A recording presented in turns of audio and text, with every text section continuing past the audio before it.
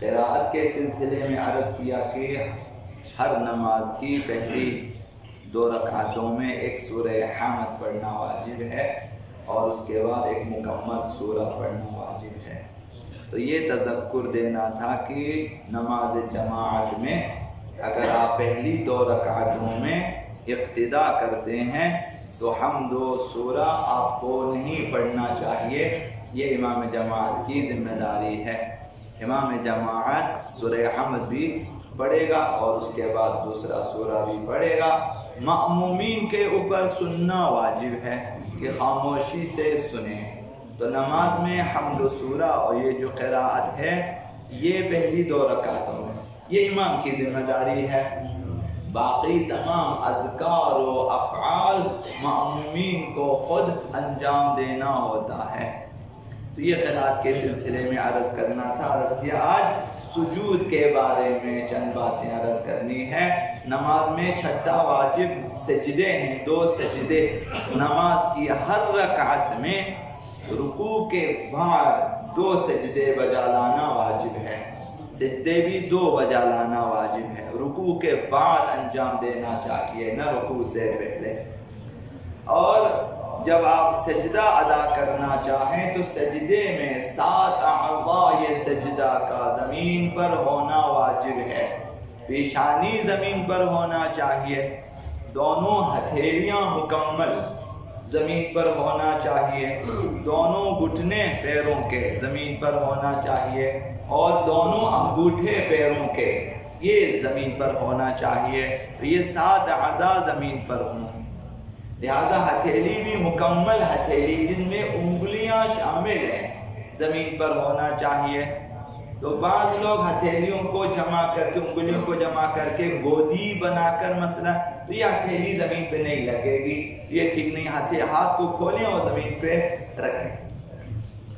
اور سجدے میں واجب ہے، پیشانی کا الگ مسئلہ ہے، باقی جو 6 اعضاء ہیں آپ جہاں بھی چاہے رکھیں، نجس ہو پاک ہو، مثلا آپ رکھ زمین ہو قالین ہو فرش ہو، لیکن پیشانی ایسی جگہ رکھنا چاہیے جو پاک ہو اور جس پر سجدہ کرنا صحیح ہو۔ اب وہ جو ہے مثلا مٹی ہو سکتی ہے، لکڑی مثلا وہ جگہ ہو سکتی ہے، مثلا پتے ہو سکتے ہیں، سفید کاغذ بھی، خاک شفا کچھ بھی، ایک ایسی چیز ہونی چاہیے جس پر سجدہ صحیح ہو۔ تو یہ پیشانی کے لیے واجب ہے، باقی اعضاء آپ قالین پہ رکھیں، جائے نماز پہ رکھیں، 6 اعضاء آپ کی مرضی ہے۔ پیشانی کو مثلا ہماری اصطلاح میں کہتے ہیں سجدگاہ پر رکھنا چاہیے۔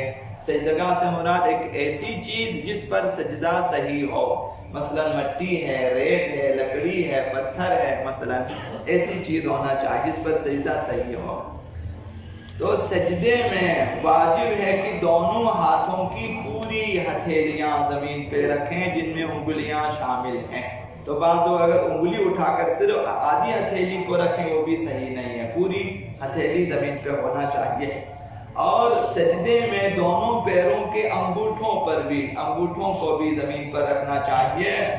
حضرت آیت اللہ مکارم شیرازی کے مقلدین کے لیے انگوٹھوں کے سرے زمین پر رکھنا چاہیے، اندر اور باہر والی طرف کو نہ رکھیں۔ حضرت آیت اللہ سیستانی کے مقلدین کے لیے پرواہ نہیں ہے کہ آپ انگوٹھے کے سرے زمین پہ رکھیں، اس طرف کو رکھیں، اس طرف کو رکھیں، پرواہ نہیں ہے۔ حضرت آیت اللہ مکارم کے جو ہے مقلدین کے لیے سرے کا زمین پہ رکھنا ضروری ہے انگوٹھوں کے۔ پہلے سجدے کا ذکر جب تمام ہو جائے واجب ہے کہ سیدھا اٹھ کر بیٹھے اور بدن ساکن ہو جائے، یہ 3 چیزیں ہیں۔ ذکر تمام ہونے کے بعد اٹھنا چاہیے، نہ ذکر تمام ہونے سے پہلے، اور جب اٹھے تو بیٹھے جس طرح ہم لوگ تشہد میں بیٹھ جاتے ہیں، بیٹھ جائے، یہ بیٹھنا بھی واجب ہے۔ اور اس قدر بیٹھنا ہے کہ بدن ایک دفعہ ساکن ہو جائے، ثابت ہو جائے، بدن کی حرکت ختم ہو جائے، اس حد تک واجب ہے۔ پھر اس کے بعد مستحب ہے آپ استغفار پڑھیں یا نہ پڑھیں، لیکن یہ سجدے سے پہلے سجدے سے اٹھ کر بیٹھنا واجب ہے جب ذکر سجدہ تمام ہو جائے۔ اگر ایسی چیز پر سجدہ کرے جس پر بدن ساکن نہیں رہ سکتا ہو، تو پھر سجدہ باطل ہے۔ ایسی چیز پہ مثلا ایسی چارپائی ہو جو مثلا جب آپ سجدے میں جائیں ہلتی رہتی ہے، ایسی جگہ جو ہلتی رہتی ہے، مثلا کوئی فوم یا کوئی ایسی چیز، ایسا نرم تکیہ مثلا جس پہ پیشانی ہلتی رہتی ہو، سجدہ صحیح نہیں ہے۔ تو ایسی چیز پر سجدہ کرنا چاہیے جہاں پر بدن بھی ساکن رہے اور پیشانی بھی ساکن رہے، ثابت رہے۔ اور سجدوں میں واجب ہے کہ ذکر کہے، ذکر واجب ہے، سجدہ کرنا واجب، سجدے میں ذکر پڑھنا واجب ہے۔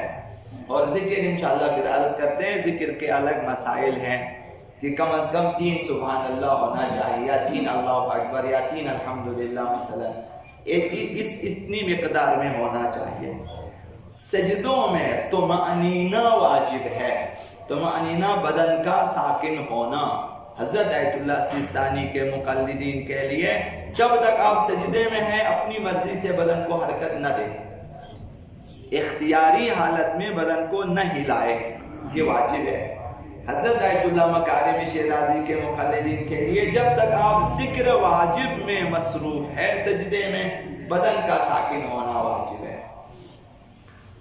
اور سجدے میں واجب ہے کہ پیشانی کی جگہ، کھڑے ہونے کی جگہ اور زانوں کی جگہ سے 4 ملی ہوئی انگلیوں سے زیادہ اونچی بھی نہ ہو، نیچی بھی نہ ہو۔ تو جہاں آپ کا سجدگاہ، بعض لوگ ممکن ہے کہ بہت اونچا سجدگاہ استعمال کریں کہ اگر 4 انگلیوں سے اوپر ہے نماز باطل ہو جائے گی۔ سجدگاہ کو بہت اونچا نہیں کرنا چاہیے، مگر وہ لوگ جو مجبور ہیں ان کی اپنی مرضی ہے، جو نہیں جھک سکتے ان کا الگ حساب کتاب۔ عام حالات میں 4 ملی انگلیاں پیشانی، زانو اور بیٹھنے کی جگہ جہاں پہ ہم کھڑے ہو جاتے ہیں، یہ ان جگہوں کا مساوی ہونا چاہیے، اونچائی نیچائی 4 ملی انگلیوں سے زیادہ۔ زانو بھی ایسی جگہ نہ رکھیں جو 4 ملی انگلیاں اوپر ہو یا نیچے ہو گودی میں۔ اسی طرح جہاں پہ آپ کھڑے ہو جاتے ہیں وہ بھی زیادہ 4 ملی انگلیوں زیادہ اونچی یا نیچی نہ ہو، اور جہاں پہ یہ لیول میں ہونا چاہیے۔ لیول سے مراد یعنی 4 ملی ہوئی انگلیوں سے زیادہ نہ ہو اونچائی یا نیچائی، لہذا وہ لیول ہونا ضروری ہے۔ اگر غیر معمولی طور پر سجدہ کرے جس سے سجدہ نہ کہا جا سکے تو نماز باطل ہو جائے گی۔ غیر معمولی عام طور پر جس سے صحیح اسی طرح کرنا چاہیے۔ ابھی ایک شخص بہت ہی انتھک طریقے سے سجدہ کرے کہ بازوں کو کھولے، ہاتھوں کو بھی پھیلائے اور پیروں کو بھی پھیلائے اور پیٹ کو بھی زمین پہ رکھے، سینے کو بھی، جس طرح تیراکی پانی میں مثلا، تو یہ پھر نماز باطل ہو جائے گی۔ لہذا عام حالات معمول کے مطابق جس طرح سجدہ کرتے ہیں کرنا واجب ہے۔ اگر اس پر سجدہ نہ کریں تو سجدہ باطل ہو جائے گا اور اس طرح نماز بھی ہماری باطل ہو جائے گی۔ اللہم بِاسْمِكَ العظیم